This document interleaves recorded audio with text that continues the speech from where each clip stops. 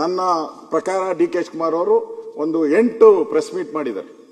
ಆ 8 press meet ಅಲ್ಲೂ 15 ದಿನ ಜಮೀರ್ ನಗ್ಬೇಡ,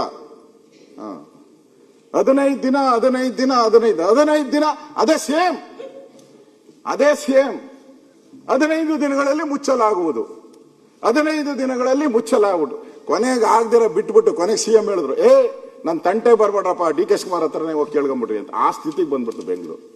ಹಳ್ಳ ಬಿದ್ದ ಗುಂಡಿಗಳ ರಸ್ತೆ ಬೆಂಗಳೂರು ಆಗೋಯ್ತು.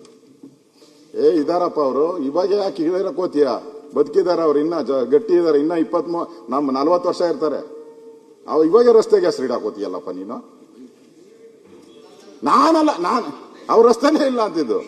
ಇನ್ನ 40 ವರ್ಷ ಇರ್ತಾರೆ ಅವರು. ಇಲ್ಲ ಸರ್, ಡಿ ಕೆ ಶಿವಕುಮಾರ್ ರಸ್ತೆ ಅಂತ ಅಂತೂ ನನ್ಗೆ ಇರೋದು ನನ್ಗೆ ಗೊತ್ತಿಲ್ಲ. ನಿಮ್ ಕಾಲದಲ್ಲಿ ಏನೋ ಇಟ್ಟಿದ್ರೆ ಬಿಜೆಪಿ ಕಾಲದಲ್ಲಿ ಅಂತ ನನ್ಗೆ ಗೊತ್ತಿಲ್ಲ. ಇವಾಗ ಕಸ ಆ ದೊಡ್ಡಬಳ್ಳಾಪುರದ ಮೇಲೆ ಬೀಳ್ತಾರೆ, ಎಲ್ಲ ಪತ್ತ ಇಲ್ಲ.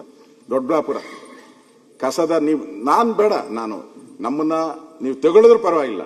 ಇವತ್ತು ಯಾವ್ದಾದ್ರು ರಸ್ತೆ ಹೋಗಿ, ಎನಿ ರೋಡ್ ವಿತೌಟ್ ಗಾರ್ಬೇಜ್, ನಾನು ಚೀಮಾರಿ ಹಾಕಿ ಕರೆದು any road, M G road ಇಂದ ಹಿಡಿದು ಡಿ ಕೆ ಶಿವಕುಮಾರ್ ರೋಡ್ ವರ್ಗುನು ಎನಿ ರೋಡ್ ಗಾರ್ಬೇಜ್ ಇಲ್ಲದ ರಸ್ತೆಗಳಿಲ್ಲ ಬೆಂಗಳೂರಲ್ಲಿ.